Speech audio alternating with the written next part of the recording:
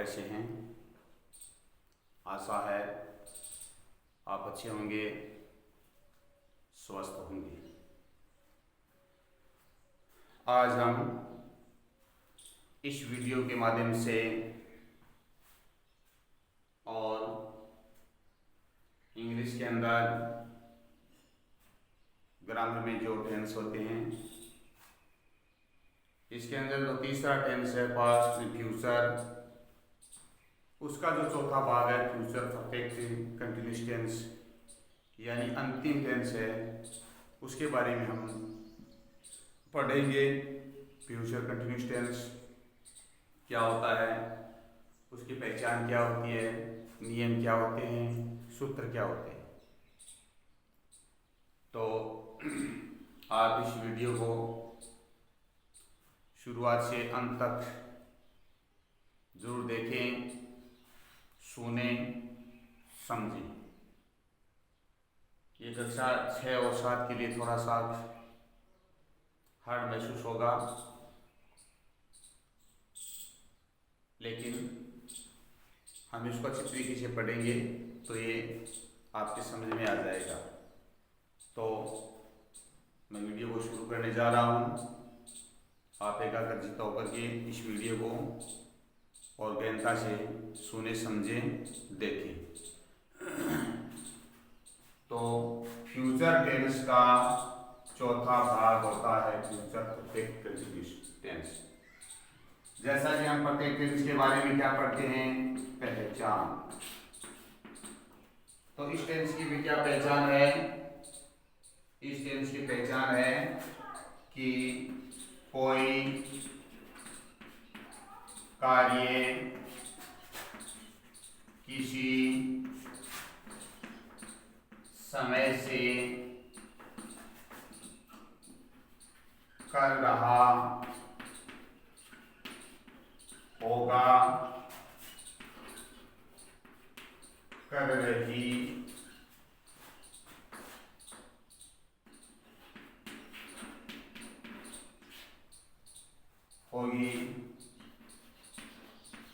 कर रहे होंगे आदि शब्द। इसको हम आगे भी लिख सकते हैं, कोई कार्य किसी समय से कर रहा होगा, कर रही होगी, कर रहे होंगे आदि शब्द आते हैं, वह वाक्य फ्यूचर परफेक्ट कंटिन्यूअस टेंस का होता है। तो आप अपने हिसाब से आगे लिख सकते हैं, आदि शब्द हो तो वह वाक्य फ्यूचर परफेक्ट कंटिन्यूअस टेंस का होता है। लिखो तो ठीक है, वरना कोई बात नहीं, आप इसको समझ सकते हैं आराम से। तो प्रेजेंट का जो चौथा भाग था प्रेजेंट परफेक्ट कंटिन्यूअस, पास्ट का चौथा था पास्ट परफेक्ट कंटिन्यूअस। तो इसी तरीके से ये फ्यूचर का है फ्यूचर परफेक्ट कंटिन्यूअस। तो इन सभी के अंदर एक करता है, वो कोई कार्य कर रहा है, लेकिन वो कार्य कर रहा है वो एक समय अवधि के अंदर कर रहा है, अर्थात उसमें समय दिया हुआ है कि वह सुबह से कर रहा है, शाम से कर रहा है, दिनों से कर रहा है, महीनों से कर रहा है, वर्षों से कर रहा है, या इतने बजे से कर रहा है, इस दिन से या इस दिनांक से वह कोई कार्य कर रहा है। तो अगर उसमें समय दिया हुआ होता है तो वाक्य परफेक्ट टेंस का जो चौथा भाग होता है उसका होता है। तो इस टेंस का नियम क्या है? तो चलो हम नियम में आते हैं। नियम क्या है? नंबर 1, यदि इस वाक्य का कर्ता आई और we future perfect continuous tense के अंदर यदि कर्ता जिस वाक्य की हम अंग्रेजी बना रहे हैं उस वाक्य हिंदी वाक्य का कर्ता आई मिस में और वी मिस हम, इनमें से है आई और वी हो तो helping verb shall have been लगेगा, शैल हैव बीन लगेगा। और यदि आई और वी को छोड़कर अन्य जितने भी कर्ता हैं अन्य जितने भी करता है तो उसको हम दूसरे नाम से लिखेंगे शेष। क्या लिखेंगे? शेष और कर्ताओं, शेष कर्ताओं के साथ हेल्पिंग वर्ब वो आएगा विल हैव बीन। अब ये देखो गौर से क्या हो गया, यदि उस हिंदी वाक्य का कर्ता आई वह भी है तो सहायक क्रिया शैल हैव बीन लगेगा, और आई और वी नहीं है, हम या मैं नहीं है, कर्ता अन्य कोई अन्य करता है तो उसके साथ उसकी सहायक क्रिया लगेगी विल हैव बीन। अब तीसरा, जब कंटिन्यूस टेंस आ गया, नाम आ गया कंटिन्यूस, तो कंटिन्यूस का मतलब है रहा रही रहे, तो जिसमें रहा रही रहे आ जाते हैं, कंटिन्यूस आ जाता है तो उसमें वर्ब में आईएनजी लगता है। तो यहाँ पर हम लिख सकते हैं कि मुख्य क्रिया, मुख्य जो हमारी क्रिया है जिसको मेन वर्ब बोलते हैं, मुख्य क्रिया में और क्या लग जाएगा? आईएनजी लग जाएगा। अर्थात हम इसको लिख सकते हैं वी वर्ब का स्क्वायर है आईएनजी, अपनी भाषा में लिख सकते हैं वर्ब का स्क्वायर आईएनजी। अब प्रत्येक टेंस में कितने नियम आते हैं, लेकिन ये जो आता है उसमें एक चौथा नियम और बनता है। क्या? किस टेंस में एक समय दिया हुआ होगा, वो समय दो प्रकार का है, या तो वो समय निश्चित है या वो समय अनिश्चित है। तो हम यहाँ पर लिख सकते हैं यदि वाक्य में दिया गया समय है वो क्या है? निश्चित। क्या है? यदि दिया गया समय निश्चित समय है तो हमें उस समय से पहले क्या लगाना है? सिंस लगाना है। अगर दिया गया समय और अनिश्चित है तो हमारा अनिश्चित के लिए है वो शब्द आएगा फॉर। तो हम संक्षिप्त में कह सकते हैं कि यदि दिया गया समय निश्चित है तो सिंस लगाओ, और दिया गया समय अनिश्चित है तो फॉर लगाओ। तो इस तरीके से हमारा जो शुद्ध नियम है, 4 नियम थे हमारे, वो पूरे हो गए हैं। पहला, कर्ता आई और बी हो तो सहायक क्रिया शैल हैव बीन लगेगा, अन्य शेष कर्ताओं के साथ helping verb will have been लगेगी, मुख्य क्रिया में आईएनजी लगेगा। तो इस प्रकार ये 4 नियम हैं वो हो गए। अब नियम के बाद हम आगे पढ़ते हैं, वो हमारा आता है सूत्र। तो थोड़ा सूत्र है वो लंबा आएगा इस वाक्य का, इसलिए हम थोड़ा गौर से ध्यान से पढ़ेंगे तभी थोड़ा समझ में आएगा। देखो हमारा पहला जो वाक्य होता है वो होता है अफर्मेटिव, सकारात्मक। तो सर्वप्रथम हम लेते हैं सब्जेक्ट। क्या लेते हैं? सब्जेक्ट यानी कर्ता लेते हैं। उसके बाद में लेते हैं हेल्पिंग वर्ब। इस टेंस की हेल्पिंग वर्ब क्या है?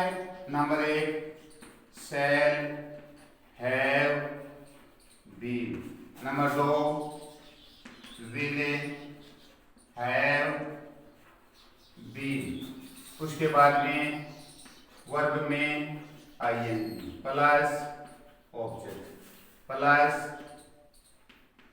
सिंस या फॉर और प्लस समय, अन्य कोई शब्दों को। थोड़ा सा सूत्र लंबा है, याद रखना। वैसे आपने प्रेजेंट का चौथा प्रेजेंट परफेक्ट कंटिन्यूअस, पास्ट का चौथा पास्ट परफेक्ट कंटिन्यूअस पढ़ा था। प्रेजेंट के चौथे में हमारी सहायक क्रिया थी हैज बीन और हैव बीन, तो पास्ट परफेक्ट में हमारी सहायक क्रिया थी हैड बीन। इसी प्रकार इसमें 2 सहायक क्रियाएं shall have been will have been. बाकी शेष वही बात है करता है। यहाँ पर has been have been had been था तो यहाँ पर वर्ब में आईएनजी था, उसके बाद में प्लस सब्जेक्ट था, ऑब्जेक्ट था, उसके बाद में सिंस फॉर में से एक था और प्लस समय। अब इसी प्रकार हमारा दूसरा जो सूत्र आता है वो आता है नेगेटिव। यदि वाक्य नकारात्मक है तो हम क्या करेंगे? इसमें हम देखो सब्जेक्ट लेंगे प्लस सेल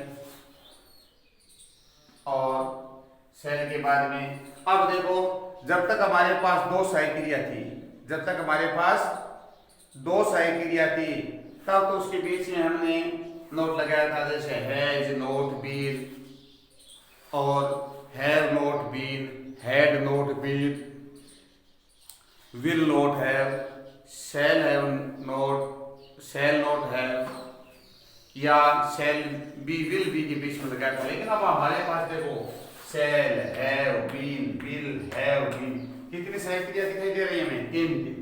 तो क्या करना है, तो हमें जो मूल हमारी हेल्पिंग वर्ब है जैसे शैल है उसके बाद में नोट लगाएंगे, यहाँ पर नोट लगा देंगे, उसके बाद में हो जाएगा हैव बीन, एक साथ में रहेगा।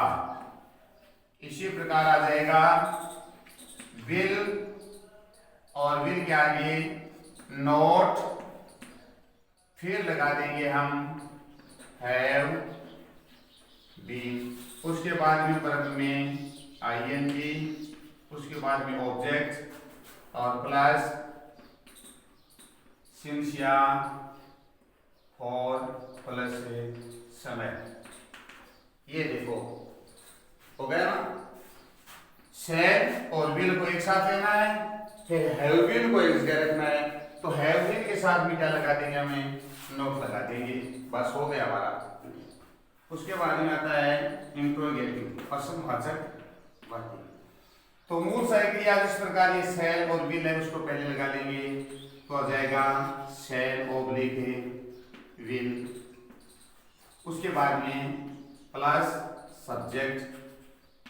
अब शेष हमारा क्या बचा, शैल के बाद में या विल के बाद में हैव बीन, तो ये हो जाएगा हैव बीन प्लस वर्ब में ING plus object plus since या फॉर प्लस समय, अन्य कोई चीज हो तो अंत में प्रश्नवाचक चिन्ह। देखो साइकिलिया शैल और विल मूल साइकिलिया लेगी, उसके बाद में सब्जेक्ट और हैव बीन, उसके बाद में वर्ब में ING plus object plus since या फॉर प्लस समय और अंत में प्रश्नवाचक चिन्ह।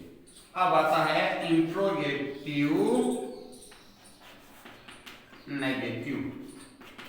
तो इंट्रोगेटिव का मतलब प्रश्नवाचक है, तो वही बात पहले ले लेंगे शैल या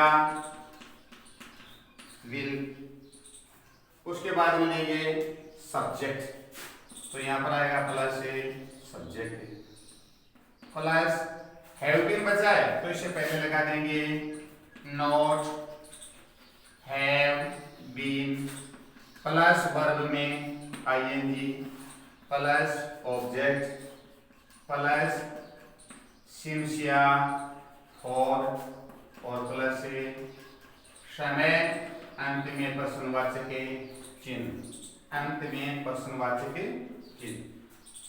तो ये हुए हमारे चार प्रकार के नियम। सब्जेक्ट वैसे सभी का एक ही नियम होता है, सूत्र ये सूत्र हुए हमारे कि पहले कर्ता लो, फिर हेल्पिंग वर्ब लो, उसके बाद में मुख्य क्रिया लो, फिर कर्म लो, अन्य कोई बच गया तो। अब जिस टेंस में जो सहायक क्रिया होती है, मुख्य क्रिया होती है, हम उसको वहां लिख देते हैं। पहले बता चुका हूं कि यहाँ पर हमने सहायक क्रिया का नियम कर्ता प्लस हेल्पिंग वर्ब आता है, लेकिन हमने वो हेल्पिंग लिख दी जो इस टेंस में प्रयुक्त होने वाली हैं। तो ये थे हमारे इस टेंस के सूत्र। अब इन सूत्रों के आधार पर आगे हम वाक्य बनाएंगे। तो जैसे जैसे सूत्र कहता है वैसे वैसे आप वाक्य बनाते रहो, किसी प्रकार की गलती होने की संभावना नहीं रहेगी। तो यहाँ पर हम अब छोटे छोटे दो वाक्य बनाएंगे ताकि हमारे अच्छी तरीके से समझ में आ सके। अगर हम इसमें थोड़ा सा बड़ा वाक्य जोड़ देंगे तो ये हमारे समझ से बाहर हो जाएगा, हमारे समझ में नहीं आएगा, इसलिए हमें इसमें थोड़ा सा एक बार थोड़ा छोटा वाक्य है वो लेना है।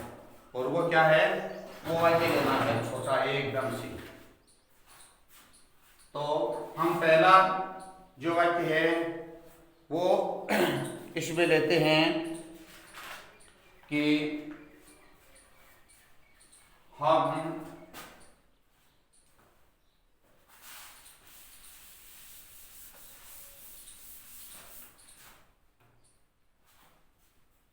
एक वाक्य है हम 5 बजे से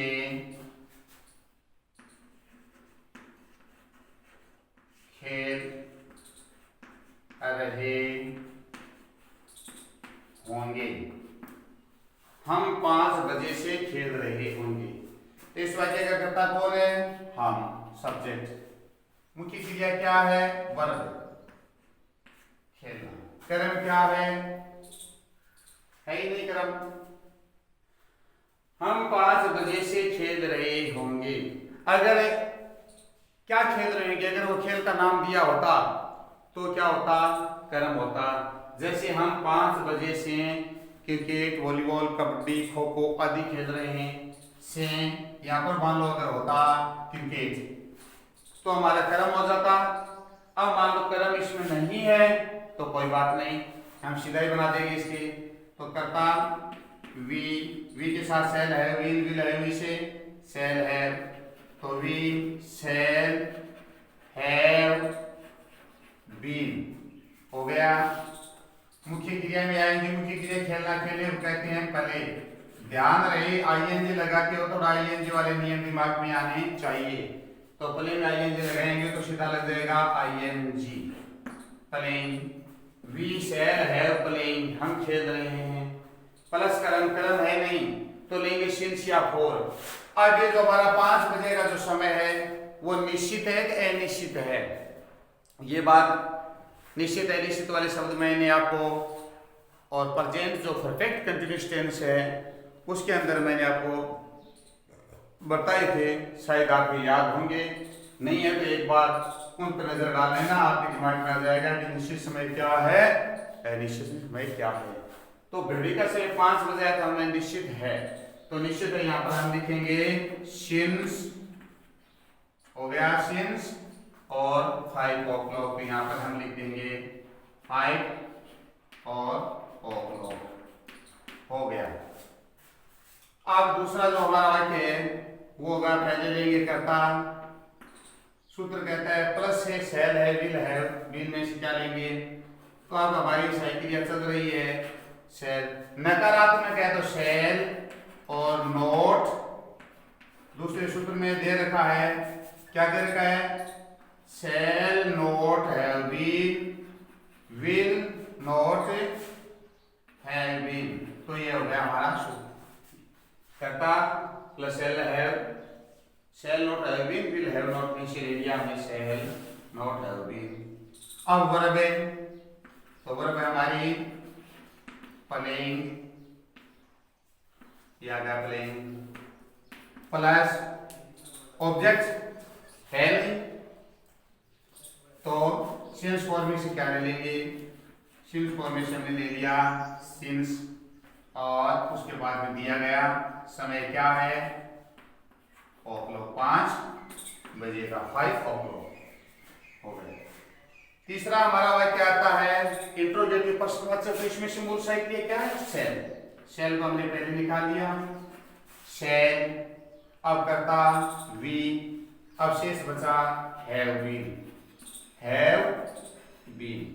तो सेल, वी, हैव बीन, मुख्य क्रिया में आईएनजी वाला तो लगा दिया हमने आईएनजी। प्लेइंग और सिंस 5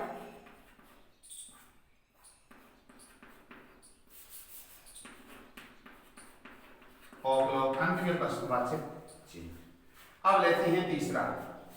तीसरा है इंट्रोगेटिव नेगेटिव, अर्थात सेल, उसके बाद में वी, फिर not, have been, playing, since 5 o'clock प्रश्नवाचक चिन्ह। तो ये था हमारा अफर्मेटिव, ये था हमारा नेगेटिव, ये था हमारा इंट्रोगेटिव और ये था इंट्रोगेटिव नेगेटिव प्रश्नवाचक नकारात्मक वाक्य। तो इस तरीके से हमने बगैर क्रम वाला एक वाक्य उदाहरण लिखा। चलो अब हमें एक ये आई और बी हम 5 बजे से खेल रहे होंगे।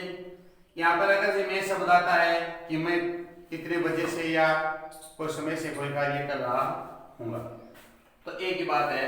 अब यहाँ पर हम थोड़ा करता है वो चेंज करते हैं। क्या करते हैं? करता चेंज करते हैं। आई और बी को छोड़ करके अन्य जो करता है उनमें से एक वाक्य लेते हैं। तो क्या लेंगे? देखो एक बहुवचन का हम वाक्य लेते हैं कि उसमें पहले क्या लेंगे? साइक्लिया क्या आएगी, सिंस फॉर्म में से क्या आएगा, कैसे आएगा। तो हमारा जो वाक्य है कि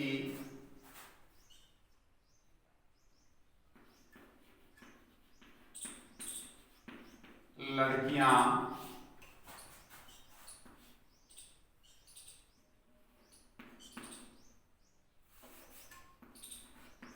दो घंटे से लड़कियां 2 घंटे से नाच रही होंगी। लड़कियां हैं वो 2 घंटे से नाच रही होंगी। करता कौन है? लड़कियां। मुख्य क्रिया है नाचना। वर्ग दिया गया समय क्या है? 2 घंटे। 2 घंटे से नाच रही। क्या नहीं है वाक्य में? वही बात कर्म नहीं है। अगर ऐसा होता है कि लड़कियां 2 घंटे से मंच पर नाच रही हैं, मान लो यहां पर होता 2 घंटे से मंच पर नाच रही होगी, तो आ जाता ऑन स्टेज, ये हमारा कर्म हो जाता। तो इसमें हो भी सकता है, नहीं भी हो सकता है। तो हम थोड़ा छोटा वाक्य बनाते हैं इसलिए। तो क्या हो गया? The girls GIRLS the girls साइकिलिया will have been. Shall have been विदाई में से क्या लेंगे? विदाई। क्यों? यहाँ पर आई और भी नहीं है। फिर मुख्य क्रिया नाचना। नाचने को कहते हैं डांस। आईएनजी लगाएंगे तो क्या नियम लगा कि अंतिम अक्षर ई हो तो हटा दो, आईएनजी लगा दो। तो इस ई को हमने आई में बदल दिया और लगा दिया आईएनजी। डांसिंग। कब से नाच रही हैं? 2 घंटे से। ये 2 घंटे का समय निश्चित है क्या अनिश्चित है? कि 2 घंटे का समय अनिश्चित है। तो यहाँ पर आ जाएगा फॉर और TWO और hours HOURS हो गया। बस दूसरा हो जाएगा the girls will not have been और डांसिंग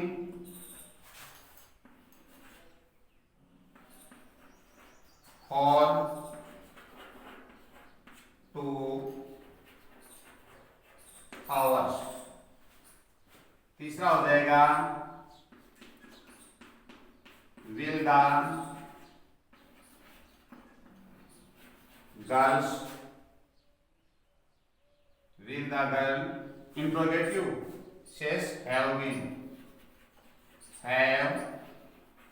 been वर्ब में ing dancing DANCING dancing or for 2 hours हो गया। इसी प्रकार तीसरा साइक्लिया से वाक्य शुरू कर देंगे प्रश्नवाचक है, फिर कर्ता लेंगे द गर्ल्स अब लगाएंगे नोट नकारात्मक और शेष सहायक क्रिया हैव बीन, बस हो गया। उसके बाद में डांसिंग और फॉर 2 आवर्स प्रश्नवाचक से। तो ये थे हमारे दो वाक्य, एक वचन का अर्थात आई और वी का, एक वचन नहीं आई और वी का, और एक हो गया हमारा अन्य सभी कर्ताओं के ऊपर जो दूसरा हम वाक्य लिखते हैं वो। तो इस प्रकार ये हमारे दो वाक्य हुए, और इसी के साथ हमारा जो टेंस का जो पॉइंट था वो पूरा होता है। कितने टेंस थे? मुख्य रूप से 3 टेंस थे, प्रेजेंट, पास्ट और फ्यूचर। प्रत्येक टेंस के कितने भाग होते हैं? 4 भाग होते हैं। 4 भागों के क्या नाम है? पहला भाग है उसको प्रेजेंट, पहला भाग उसको इंडेफिनिट या सिंपल कहते हैं, दूसरा कंटिन्यूस जिसको प्रोग्रेसिव कहते हैं, तीसरा परफेक्ट और चौथा परफेक्ट कंटिन्यूस। इस प्रकार हम पहला पढ़ा हमने present perfect, present indefinite tense, तो दूसरा प्रेजेंट कंटिन्यूस, तीसरा प्रेजेंट परफेक्ट और चौथा प्रेजेंट परफेक्ट कंटिन्यूस। फिर पास्ट पढ़ा था, पास्ट का पहला पास्ट इंडेफिनिट, दूसरा पास्ट कंटिन्यूस, तीसरा पास्ट परफेक्ट और चौथा पास्ट परफेक्ट कंटिन्यूस। इसी प्रकार तीसरा टेंस जो फ्यूचर है उसका पहला भाग पढ़ा था हमने, फ्यूचर इंडेफिनिट, दूसरा फ्यूचर कंटिन्यूस, तीसरा फ्यूचर परफेक्ट और चौथा फ्यूचर परफेक्ट कंटिन्यूस जो हमने आज पढ़ा है? तो इस प्रकार मुख्य रूप से 3 टेंस, प्रत्येक टेंस के 4 भाग, उन भागों को और हमने प्रत्येक टेंस के अंदर पहचान, नियम, सूत्र, ये 3 चीज लिखी पड़ी हैं। अब इसमें जो चौथा पॉइंट हमारा आता है वो आता है वर्ब भरने के लिए, और कुछ वाक्य में पहचान के शब्द दिए होते हैं। तो वो पहचान के शब्द क्या हैं जिसकी सहायता से हम वाक्य में सही वर्ब भर सकें? तो वो होता तो टेंस के अंदर ही है। चौथा पॉइंट अपर क्लास वजह से हम पढ़ते हैं, चौथा पॉइंट पहचान के शब्द है। हमने इस पॉइंट को थोड़ा कट कर दिया क्योंकि वीडियो को थोड़ा संक्षिप्त रखने के लिए। अब मैं आपको एक अलग से ही प्रत्येक टेंस के जो पहचान के शब्द हैं वो दिखाऊंगा। आपके स्तर का कक्षा जो 6, 7, 8 है, विशेष करके कक्षा 8 के लिए। क्यों कि कक्षा 8 में और वर्ब के अंदर वर्ब बनने का जो पॉइंट है वो परीक्षा में आता है कि बच्चा है वो किस तरीके से उसमें पहचान का क्या शब्द मिले कि उसमें सही वर्ब बन सके। हाँ, ये 6ठी क्लास के लिए इतना ज़्यादा इम्पोर्टेंट महत्वपूर्ण नहीं है, लेकिन क्यों ना हम 6ठी और 7वीं दोनों को पहले इस चीज़ का ज्ञान करवा दें कि प्रेजेंट से इंडेफिनिट से लेकर के फ्यूचर परफेक्ट कंटिन्यूस तक के जितने 12 टेंस हैं उन सभी में पहचान के क्या क्या शब्द होते हैं। तो आज का हमारा ये video future perfect continuous tense का यही समाप्त होता है। अगले वीडियो में हम अन्य चीज है वो टेंसों से आगे हमें क्या पढ़ना है वो चीज पढ़ेंगे। इसलिए आप सभी विद्यार्थी और एकाग्रचित होकर के इस वीडियो को अच्छी तरीके से देखें, सुनें, समझें और हर चीज़ है उसको नोट करते रहें, ताकि कहीं अगर नहीं समझ में आ रहा है तो कमेंट या फिर ऑफलाइन के जरिए हम एक बार पुनः उस पढ़ सकेंगे। तो ये टेंस पढ़ने के बाद में एक बार आप शुरुआत से लेकर अंत तक एक बार फिर रिवीजन के तौर पर के और पूरे टेंस को फिर पढ़ना, जिस प्रकार मैं आपको आगामी वीडियो में बताऊंगा। तब तक के लिए आप इस वीडियो सभी टेंसों के जो टेंस संबंधी वीडियो हैं वो देखते रहिए। 12 टेंसों के जो हमने वीडियो बनाए हैं वो देखते रहिए और स्वस्थ रहिए, घर पे रहिए। धन्यवाद।